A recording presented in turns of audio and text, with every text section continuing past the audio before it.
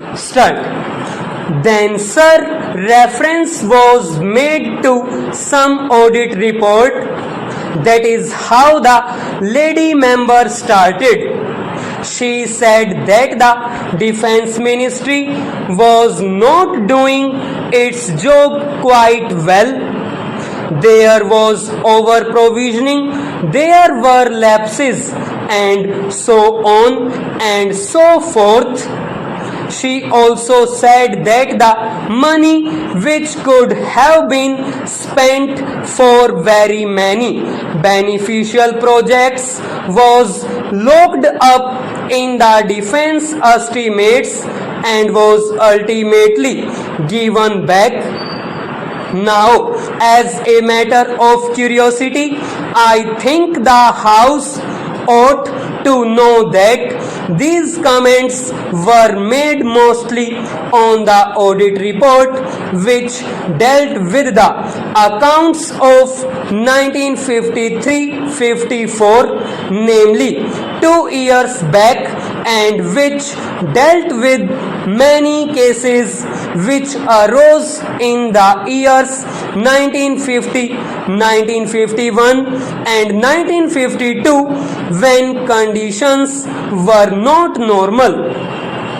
We were then just recovering from the effects of the Second World War, and these cases of over provisioning came up before the audit.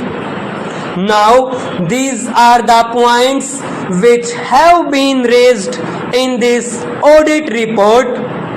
As you are aware, sir, there is a public accounts committee whose main function is to go into the details of all these matters and to examine them.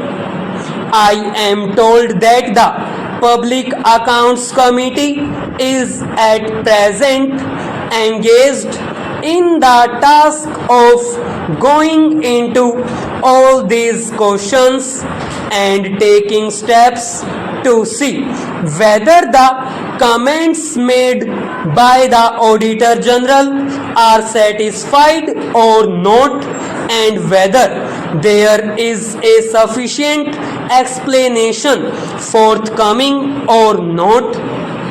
The Public Accounts Committee has also got to devise the steps so that those irregularities should not occur and there should be no over provisioning.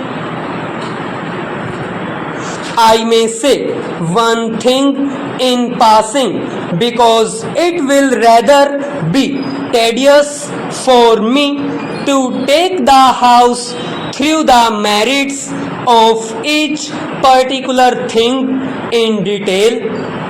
Please remember that there is no question of over provisioning.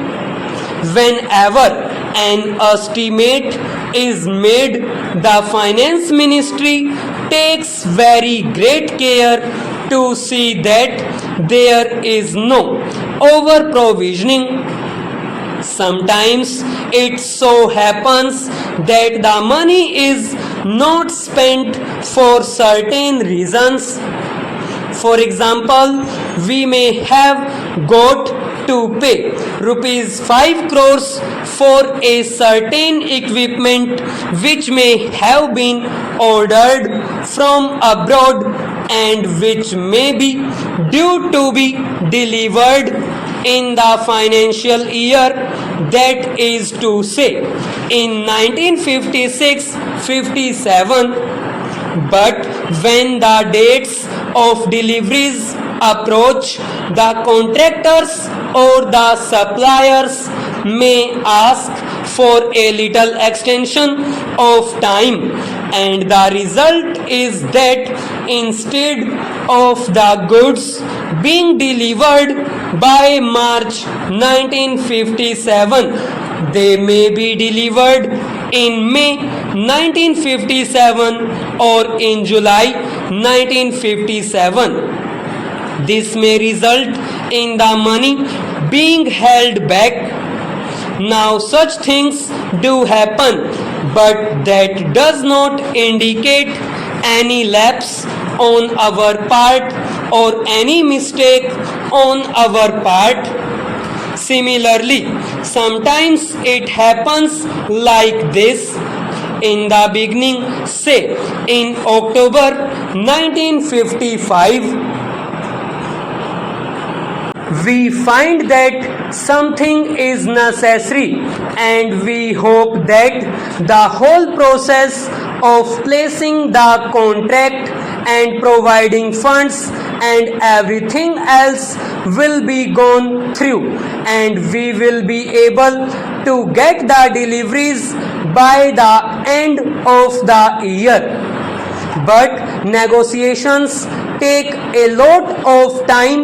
The contract is signed much later than we had imagined it could be signed, and the result is that the goods are not forthcoming by the end of the year and the money is held back.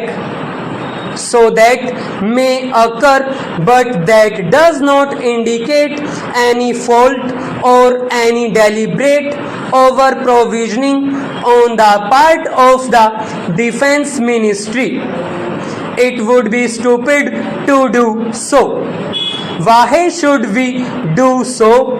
There is no motive for that.